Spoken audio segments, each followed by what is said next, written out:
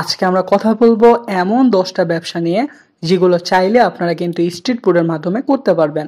Street ফুডের মাধ্যমে বলতে কি, আমরা অনেকেই বুঝি যে রাস্তার পাশে যে গাড়িগুলো তৈরি করে যে খাবারগুলো বিক্রি করা হয় সেটাকে স্ট্রিট ফুড বলা হয়। আর আজকে আমি তেমনই 10টা ব্যবসার কথা বলবো।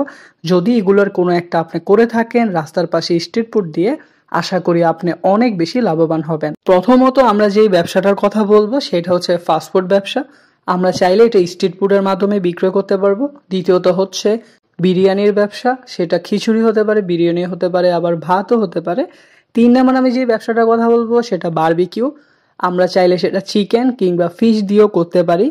এছাড়া 4 নম্বরে যেটা আমরা চাইলে করতে পারবো সেটা হচ্ছে হালিম, নেহেরি, বা আমরা বলতে পারি বট অথবা নুডলস।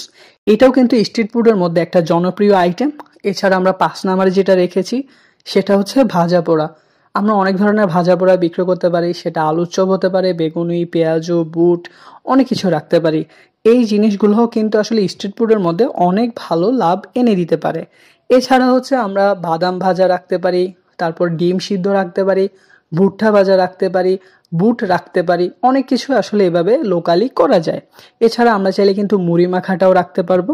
7 নম্বর আমি যেটা বলবো সেটা হচ্ছে জুস বার। আমরা জুস বার রাখার চেষ্টা করব। আমরা জুস বারের মধ্যে অনেক ধরনের জুস কিন্তু চাইলেই বিক্রয় করতে পারবো, সেটা আমাদের অনেক বেনিফিট দিবে। এছাড়া হচ্ছে আমরা 8 নম্বরে যেটা রেখেছি সেটা হচ্ছে ফল বিক্রি। আমরা ফল বিক্রয় করতে পারি, বিভিন্ন ধরনের ফল কেটে বিক্রয় করতে পারি বা এমনিতেও আমরা ফল বিক্রয় করতে পারি।